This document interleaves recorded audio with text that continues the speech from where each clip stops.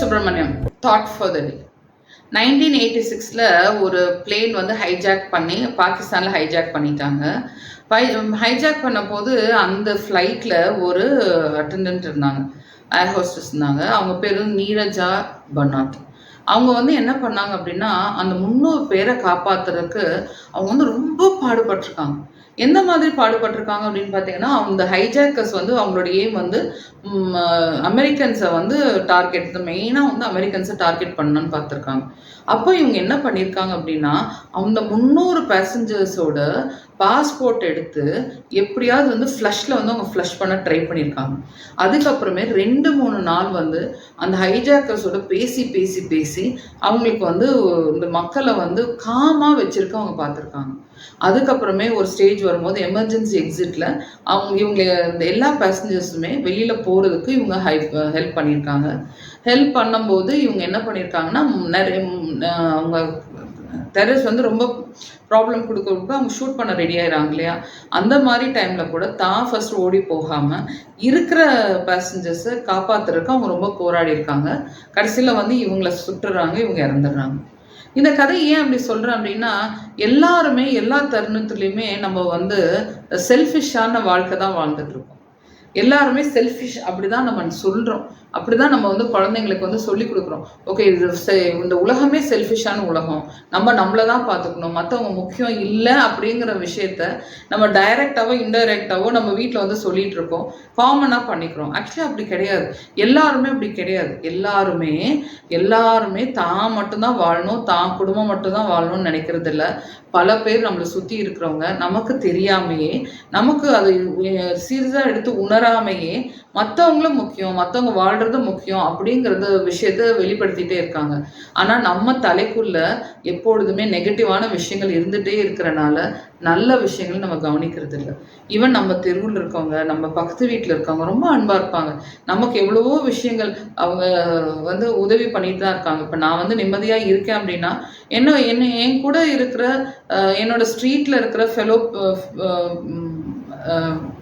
கூட இருக்கிற வாழ்கிறவங்க வந்து அவங்க வந்து எனக்கு நிம்மதி கொடுக்குறாங்க, நான் வந்து தேங்க்ஃபுல்லாக இருக்கணும்.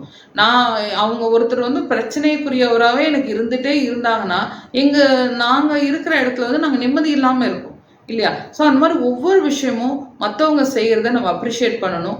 நம்ம வந்து நெகட்டிவான விஷயத்தை எடுத்துகிட்டு நெகட்டிவாக மட்டும் உலகத்தை பார்க்காம இந்த மாதிரியான பாசிட்டிவ் அப்ரோச்சஸை நம்ம வந்து வீட்டில் நிறையா பேசணும். நம்ம இது வந்து எல்லாமே குழந்தைகளுக்குன்னு மட்டும் இல்லை, நமக்குள்ளேயும் பேசுகிற விஷயங்கள் வந்து இந்த மாதிரி நல்ல விஷயங்கள் மட்டும் எடுத்தே பேச ஆரம்பித்தோம் அப்படின்னா ஓகே, நமக்கு ஒரு நம்பிக்கை இருக்கும். நான் வந்து என்னோட சன்னுக்கு வந்து நான் என்னோட எக்ஸ்பீரியன்ஸை ஷேர் பண்ணும்போது என்னோட சன் என்ன சொன்னாப்புலன்னா, அம்மா நான் இந்த கண்ணோட்டத்தில் நான் பார்க்கவே இல்லை, நான் நினச்ச உலகமே ரொம்ப மோசமான உலகம்னு நினச்சேன், ஆனால் உங்களோட எக்ஸ்பீரியன்ஸ்க்கு அப்புறம் உலகம் நல்லா இருக்குது, இப்போ எனக்கு ஒரு நம்பிக்கை வருதுமா அப்படின்னு பையன் சொன்னாப்புல.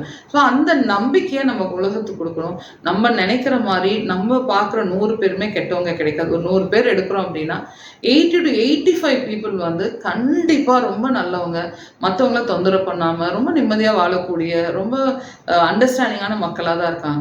மேபி 10-15 பீப்புள் தான் வந்து ஒரு நொட்டோரியஸாக இருப்பாங்க.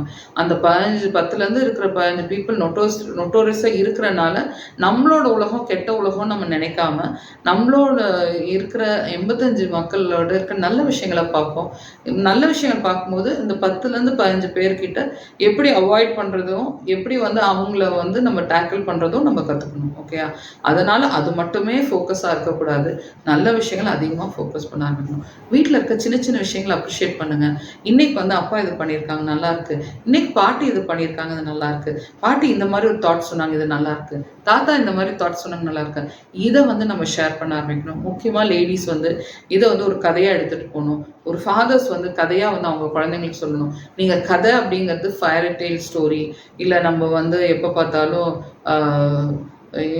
டாம் அண்ட் ஜெரி அந்த மாதிரி கார்ட்டூன் விஷயங்கள் இல்லை ஃபேரி டெய்ல் அப்படின்னாவே நம்ம புக்ஸில் வந்து பார்க்குறது ரப்பன்சில் பார்க்குறோம், ஸ்னோ ஒயிட் பார்க்குறோம், அதெல்லாம் ரியாலிட்டி இல்லை.